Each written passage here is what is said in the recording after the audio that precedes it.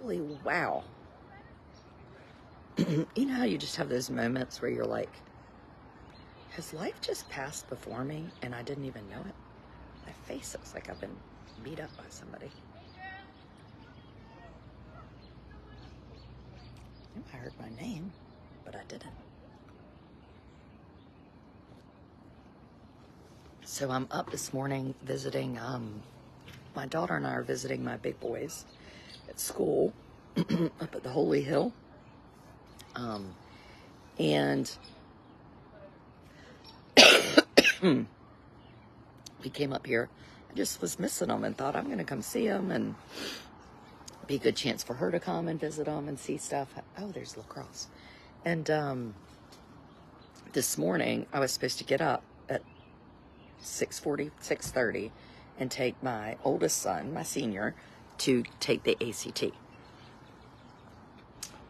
Well, I call him to make sure he's awake because I'm still a mother. Even though my kids are off at school, I revert back to being helicopter mother when I'm near them. And I was like, where? He was like, can you call me back? So at this point, I'm awake. I didn't get any sleep. I heard a noise all night. I just don't think it's worth it to go take it. No, he's taken the ACT like 3 or 4 times. And I said, honey, it's up to you. It's up to you. And I thought, that is parenting to me in a nutshell. Like, by the time they're almost 18, like your work is done. And they need you, and like he's turning in college essays and asked me to read them, and you know, needs a pair of socks or this or needs a hug or whatever. But like I don't know. There was nothing more annoying to me when my kids were little, when older women would say to me, it just flies by. You're going to miss this. And I was like, these people are annoying. And I remember talking to friends and being like, this is annoying.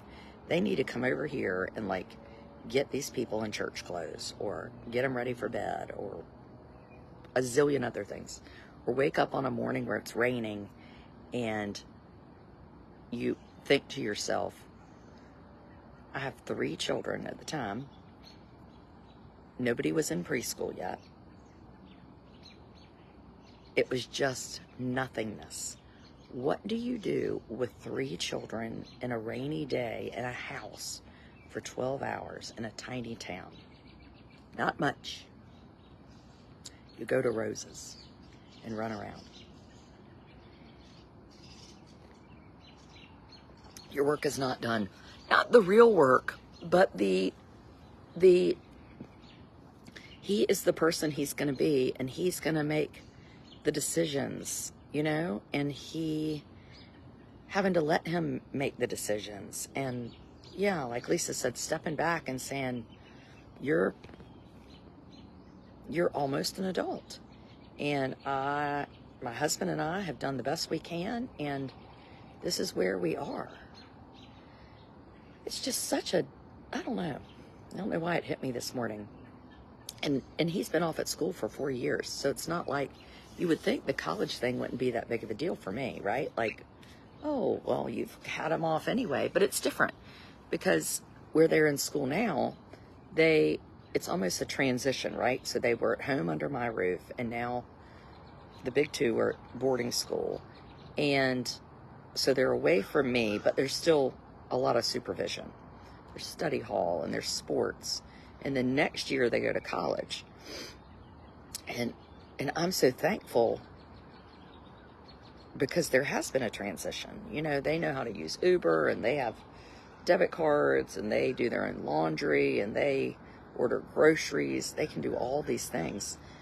So I can't imagine how I would be feeling for the people that have had their kids home with them the whole time. And then next year they're just going to, that's like a full dump out of the nest. Ours feels like it's been a little more gradual. That would be really scary. Because then they're gone and there's no supervision. There's nobody doing nothing about nobody, you know?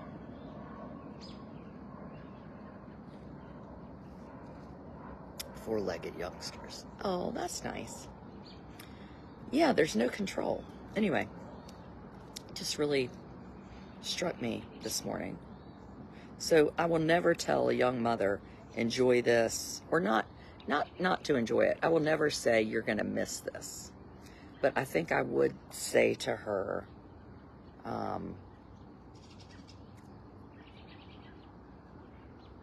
just don't sweat the small stuff. You know, just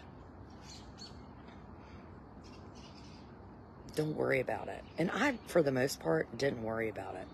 Don't worry if the beds are made. Don't worry if you're eating junk. Don't, because when my kids were little, we didn't have these cell phones, you know? And so when they were on the sand pile, I was sitting right there with them. Maybe I had a friend over to play with, but I couldn't scroll Facebook. You know, you had to go on your computer and to do that. You couldn't stream TV all day. You just had to wait for Dr. Phil to come on at 10 a.m. to nurse or something.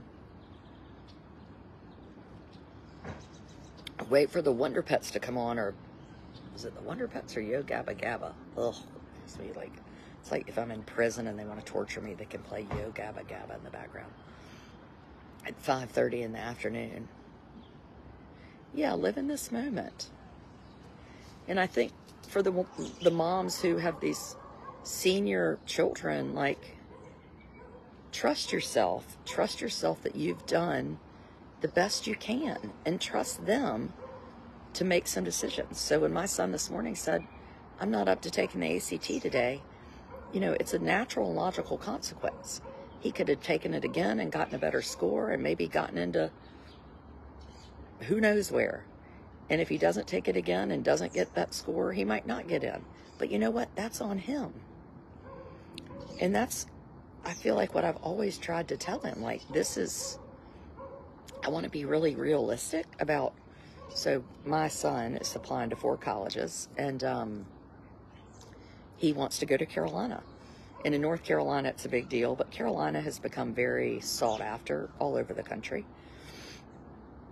And, you know, for a while, I heard people asking him, and they were like, where do you want to go to school? And he'd be like, well, I don't know. And I said, you know what, Thomas? Own it. Say it. I want to go to Carolina. That's what I want to do. And you know what happens if you don't get in? You say to somebody, boy, I wanted to go there, and I didn't get in. And I'm still alive.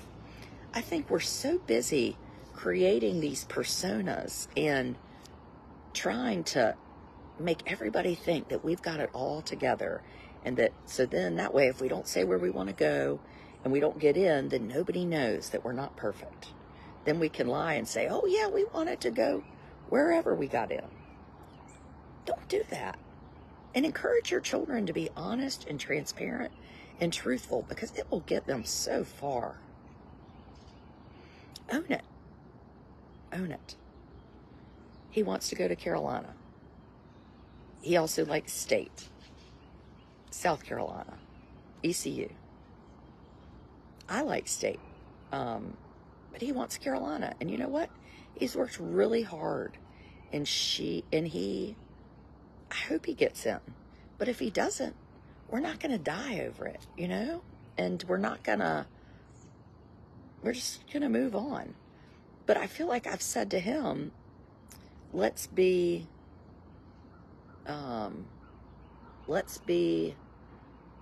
realistic, you know? Like, my husband, God bless him, he's wonderful, but he came from a different type of parenting. I mean, he was like, why don't you apply basically 17 places just to see where you can get in? And it's funny, as an adult, he's always telling us where he got into college. Now, he didn't go to these places. And sometimes I'm like, did he really get in? But it was important in his family to be able to say, I got in X. And he really struggled with Thomas. It was like, well, why isn't he applying more places? I said, well, he doesn't want to go to Washington and Lee. Hey, Lori, he doesn't want to go there. I love it. He was like, but I wonder if he can get in. I was like, and we'll never know. Because we're not that person. That's not important to us, you know? And he knows it, but it's hard. So I think we're also hopefully raising children that then will have their own families. And, you know, I'm sure they'll talk about the shit we did wrong. But I hope they remember the stuff we did right. You know, my dad always says that I only remember the stuff they did wrong. Which is not true. But I hope he remembers that. And I hope when his kids are coming along, he says, you know what? My daughter calling me. Our job is to launch these kids. Yeah, it is. It really is. God, let me text her. This is when you have a 14-year-old daughter. Holy crap, holy. Hang on. So I packed a hairdryer in my daughter's bag, and she's calling and texting me about where it is. Maybe if you opened your own suitcase, you might see it. There wasn't all this application stuff. Well, I'm not saying I'm this amazing parent. Nobody has given me an award yet. But I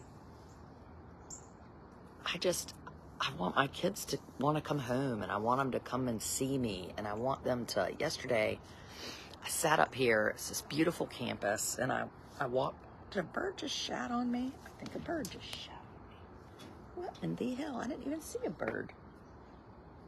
Be damned. Well, it's gone now. And I saw his friends, or the oldest one's and the youngest one's friends. And I sat out there, had on the same clothes I have on today because I packed at 7:30 yesterday morning and basically brought nothing. And talked to their friends and, you know, asked them about school and said, I know y'all are stressing about college. And I'm just here to tell you, this is not your life's decision. And if you feel like it is, it's not. And if you don't get in somewhere you really want to go, you can transfer. You can make it happen. But don't worry about something like this that you have a bit of control, but at this point, it's done. You know? I guess you could go take the ACT again, or you can decide you're not gonna. I mean, anyway.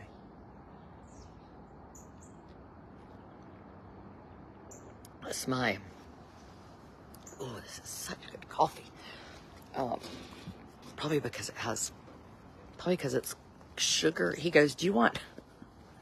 Starbucks. Do you want heavy whipping cream in it? I was like, no, I'll just stick to half and half. Like that's some sort of like diet option. I was like, if I have heavy whipping cream in my coffee, I might never go back. So much pressure about college. But you know what? Then stop with the pressure. And the parents stop with the pressure. Just stop. Just stop it. My parents,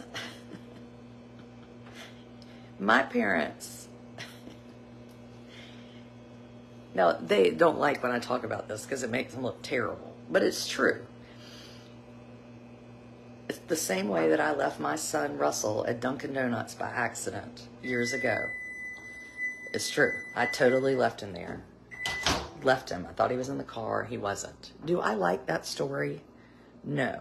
But do I use it to better the lives of others by saying always count heads in the car? Yes. My parents didn't even know where I applied. They never read an essay. They never asked me a question. Nothing. In August, my dad said, they didn't take me to colleges. They didn't sign me up for SAT prep. There's nothing. I met with the Miss Beatty, the college counselor, who I think was like, if this person thinks she's going to college, she's got another thing coming, because she's got all B's and C's. And in August, my dad said, where are you going to college? And I said, I'm going to Appalachian. He was like, I think you'd like to go to Meredith. So they waited till August and started hauling me around. Well, I ended up at Meredith College. I cannot tell you, it was the best school. I would be thrilled if my daughter went. I wish my sons could go. It is in Raleigh, smaller. It is awesome. Ooh, yes, do, Nikki. And, anyway, you never put on a perfect life. You know, it just doesn't help other people. I think when, and it wasn't me that thought this up, I think it was in like a Beth Moore Bible study, but it was like when we pretend to be something we're not, we make other people feel less, because we compare people's human state as we compare our insides to other people's outsides.